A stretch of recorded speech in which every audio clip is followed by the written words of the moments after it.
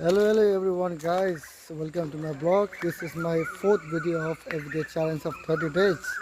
Guys, आज म हाम्रो बाजेको कृषि फर्ममा आएको छु। यो चाहिँ मानकुमारी कृषि फर्म। यो चाहिँ फ्लावर भनेको फुलहरू बाजेहरूले चाहिँ बेच्नु हुँदैछ। बाजे र बोजू चाहिँ एकदम व्यस्त हुनुहुन्छ गाइस। उहाँहरू आफ्नै काममा व्यस्त हुनुहुन्छ। बिहानदेखि बेलुकासम्म बाजे र बोजू उहाँहरूको म गार्डन आज तपाईहरुलाई म देखाउन गइरहेको छु।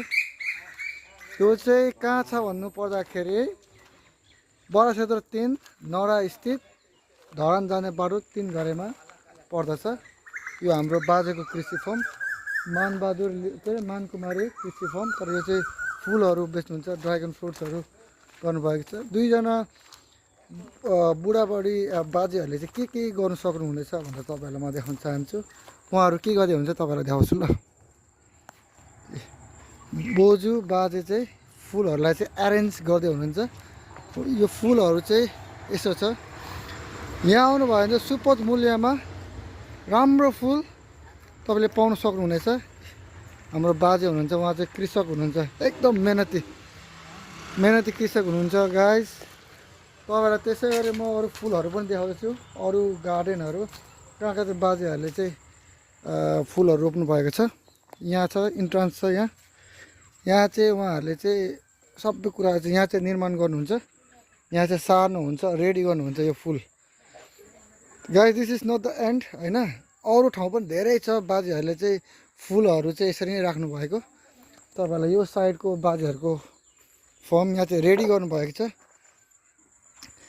एउटा 65-70 वर्ष पुगेको बाजे र बोजूले सुरु गर्नुभएको यो चाहिँ फर्म है। त्यो पनि फुलको व्यवसाय। पहिले यो बाटो, यो रोड, यो जग्गाहरू एकदम ब्यारेन थियो, खोलाको थियो। तर बाजेले माटो खनेर, बाजेले चाहिँ माटो लगाएर चाहिँ यो यस्तो बनाउनु भएको छ। यहाँ चाहिँ भेजिटेबल्सहरू सेल छ यहाँ हैन, टनल बनाउनु भएको छ। त्यसैगरी म तपाईहरुलाई चाहिँ फुलको म देखाउन चाहन्छु। त्यसैगरी आज फुलको डिपार्टमेन्ट हेर्नेछु। यो चाहिँ थोरै भयो फुलको। म अर्को डिपार्टमेन्ट पनि जाँदैछु। यो चाहिँ फेरि पनि म तपाईहरुलाई भन्न चाहन्छु, यो चाहिँ बरासेतर 3 नौरा स्थित 3 घरेमा छ। यस्तो छ है गाइसहरु। यस्तो छ। अब तपाईहरुलाई चाहिँ फुलहरू कुन चाहिन्छ, रङ्गी बिरङ्गी फुलहरू छ। कस्तो मजाले अरेन्ज गर्नुभएको छ आफ्नै घरमा छ गाइस। आफ्नै घर झन् गर्न सकिँदो रहेछ भन्ने चाहिँ यो चाहिँ एउटा राम्रो उदाहरण छ। यो चाहिँ हाम्रो बाजे अनि बोजू, हाम्रो आफन्त पनि पर्नुहुनेछ। आज 65-70